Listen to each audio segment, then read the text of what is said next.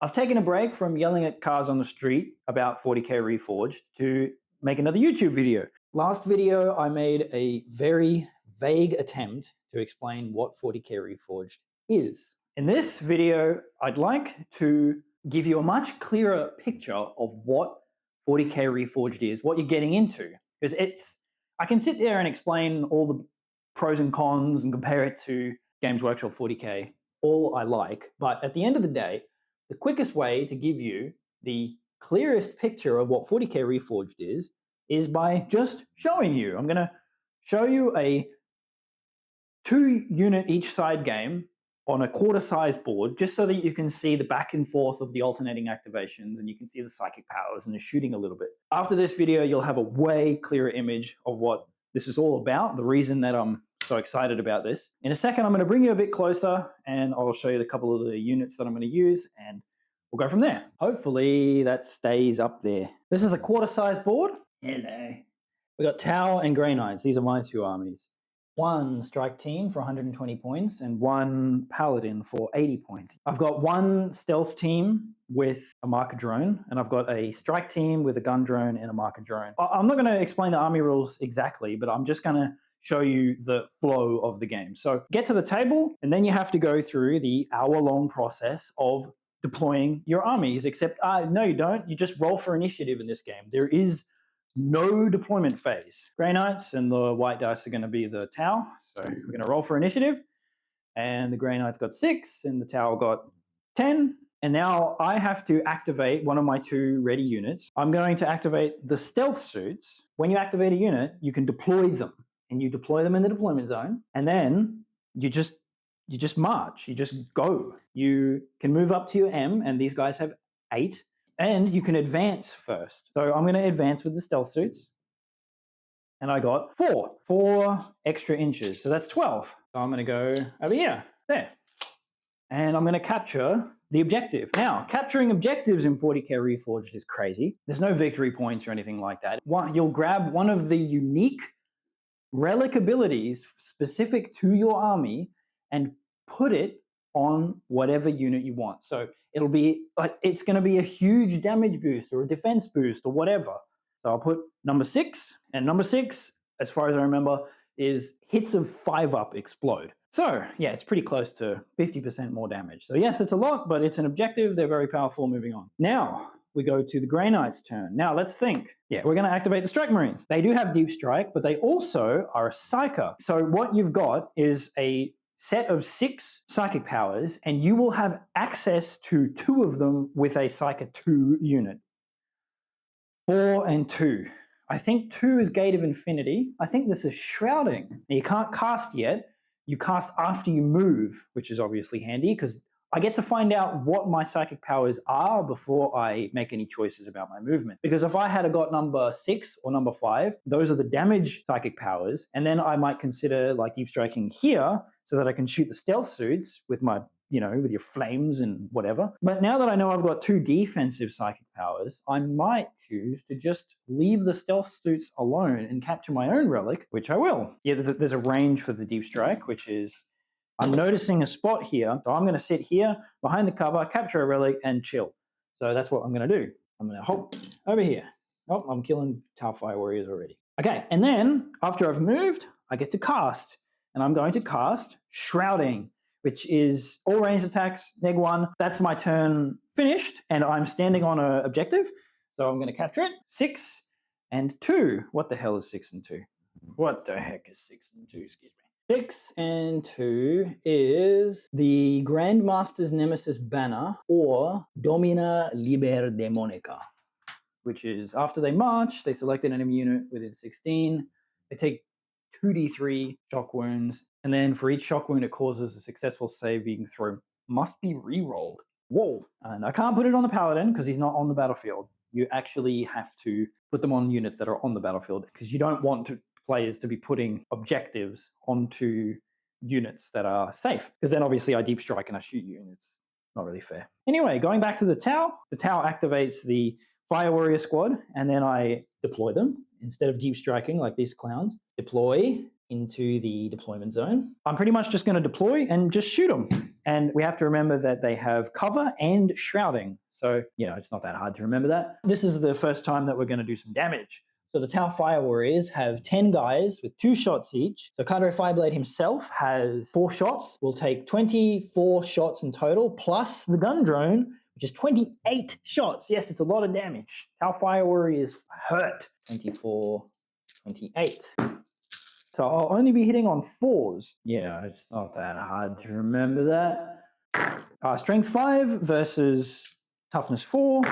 Wounding on 3s. 7 wounds, neg 3. We're behind cover though, so cover in 40k Reforged is +2. You'll find that all of the APs and the saves are a bit inflated and a bit weird. So the Grey Knights have a 2-up save, just base, that's all Space Marines. And yes, that means they're very, very powerful behind cover, but unfortunately the Tau Fire Warriors have a neg 3.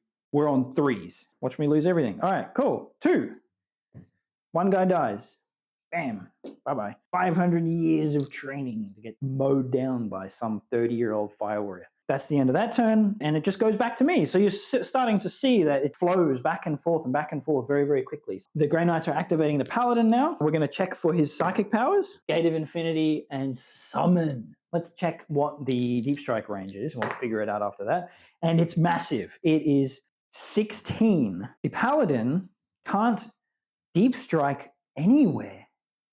It's a 16-inch deep strike, but do you remember how I told you about the Grey Knight's beachhead ability? Instead of setting up a Paladin outside of this of enemy units, I can set up wholly within 6 of these guys instead. Considering this, I think I might. So here I come. I'm going to come down, and I'm going to sit wholly within 6 of these guys right up here. I want to sit like right here. This is like super within charge range, but I'm thinking about the next turn, because the next turn is going to be the initiative for one of us, and we're going to have a 50-50 to take it, and I don't really want to eat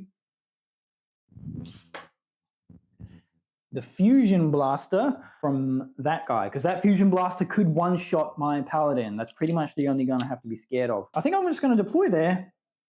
Summon and Gate of Infinity are useless. I would have really liked to have gotten a different one. That's where the unreliableness of psychic powers is in 40k Reforged. Now the Paladin has a neat rule: once per turn for each enemy unit, if they take a shock wound, they take an additional one. The Paladin's aesthetic is he wants to be where the fighting is thickest. Stormbolter on this guy, no mastercrafted Stormbolter bullshit here. Where we've got a normal. It is a normal Stormbolter. It's not flat 2. It's for killing infantry. It's a Stormbolter. What do you expect? All right, here we go. Hitting on 2s. Reroll nothing. Winning on 3s, obviously. And any 6s are shock wounds, because we're Grey Knights. We've got some magic bullets. All right, we got 2. Yeah! And we missed that one. So, 2 normal ones, 2 normal wounds, and we got 2 6s. And 6s are shock wounds. 3 saves to make on 6s. All 3 die. Get wrecked. Magic bullets. Those are the painful ones. These ones won't hurt so much because these are only neg 1 and they are behind cover, obviously. So they're +2 to their save. So their 4-up goes to a 2-up. Neg 1 here is 3-up. So they're on 3. So isn't that cool? It's like when you're in cover, it doesn't really matter how weak you are. You got a pretty good save. And I failed both of them. Dice game. I was literally hyping up how powerful cover was 2 seconds ago, and I rolled a 1 and a 2. Dice game. There's still dice in this game too. That's it. That's battle round 1. And now we just go to battle round 2. There's no points to tally up. There's no reserve shenanigans to do right now. Like, it's super easy. We'll just do the same thing again. The white dice are for the Tau. Blue dice are for the Grey Knights. Okay, 6, 10, and 2 6s again. Tau have initiative. What are they supposed to do? Get this bloody fusion blaster on target. Paladin could die here. They've got a big relic. They got a lot of movement and a very effective gun. So let's find out what our advanced roll is. It's +5, and 5 plus 8 is 13. So we can go out to here. That's absolutely no problems there. And not only that, if we get around here, these guys have no cover. Fusion Blaster has 1 shot, and the burst carbine, or the burst cannons, have 4 shots each. 8 shots, and I'm going to use my burst cannons into these, and the Fusion Blaster into the Paladin. So we'll keep them, and we're going to go to wound, which is still 3s, losing the 2 1s. These are on 5s. And I failed literally all of them, of course. And now the Fusion Blaster, which, okay, come on. I really kind of want you to fail this. It hit. This wounds on 3s. Yes, I mean, oh no, it didn't wound. Cool. Yes, the Fusion Blaster actually failed to wound. Oh, but we have the relic. There was a 6 to hit, which means there's another one. It does wound. Okay, here we go. The Paladin has 2-up heavy armor, and the Fusion Blaster has 6 AP. Heavy armor is affected by AP at 2-1. It pretty much treats the neg 6 like neg 3. This will be on a 5-up. This could kill me. It's a 5! We saved it! Paladin's okay. After the attack step, if battlesuit units shot something with marked, they get to move. That's the carry on ability. And they have to move further away from the closest enemy unit. So what I can do is I can actually go back, watch this, to the objective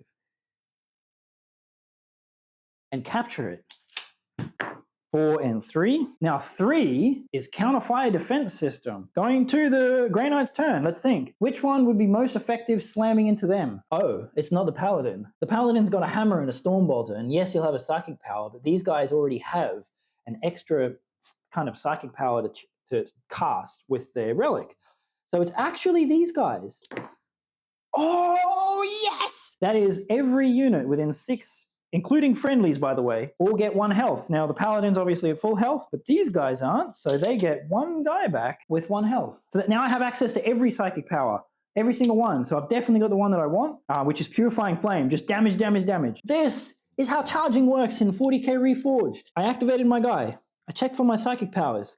I went to my move step, rolled my advance. For the move, I measured whether or not I can get to the enemy unit. If you can end your move within 1, you are in melee. Finished. Finito. No charge rolls. And then just go into melee. Very simple. I cannot understate how different that is. And it's different in a good way. We've gone through a few iterations of that. We never used to have randomness on it. And, you know, it was 1d6 and it was different for vehicles and monsters. It's like, nope, 2d6 for everyone. If you can go into melee, you're in. Period. Finished. You know, you don't have to stand there at 6 inches and pray you get a good charge roll. And then if you lose it, you just stand there and just eat bullets for the next 40 minutes. It's like, no, this is really important. The biggest difference, if they failed the charge roll and I couldn't make it to melee, I would just go and hide. I would go into the objective. I would go I would go behind cover. I would do something else other than stand in the open and wait to die because I failed my charge roll. So these guys are all dead. Oh, we do have to roll the counter-fire defense system, so we will do that. If this hits a 5, I could lose that 1 health guy again, maybe even 2, and then that could make the biggest difference. It's not a 5-up. All right, cool. I mean, oh no, it's not a 5-up. We have 2 things to do before we make attacks. The psychic power of my choice, because we got a double, and we have the unique ability, the relic. So I am going to cast Purifying Flame and do the relic, the scary book ability.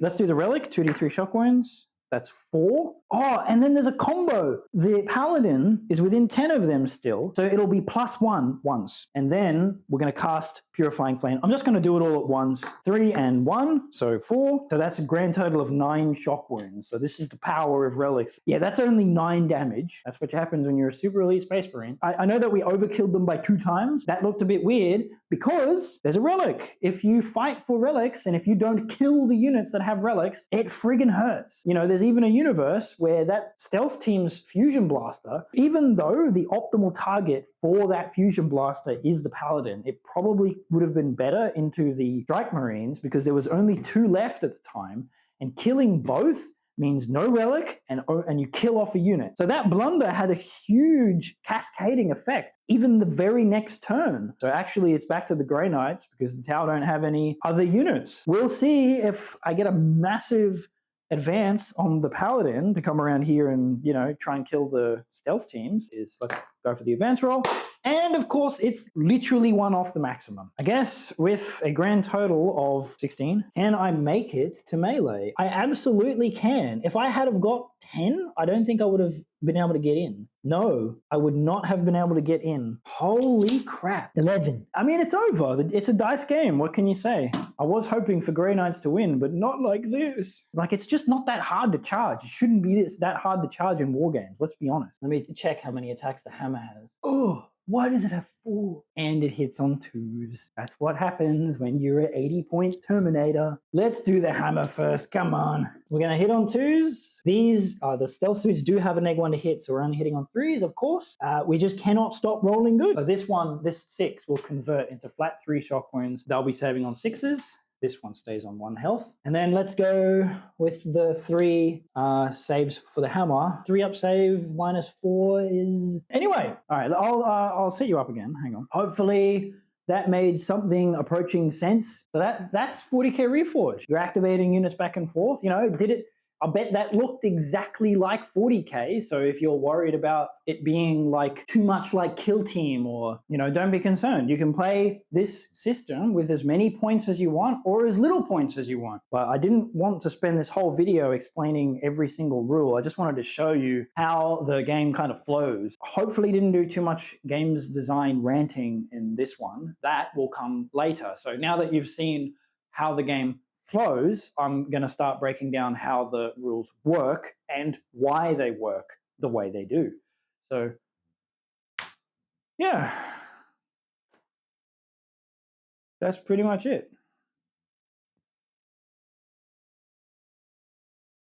I'll see you in the next one.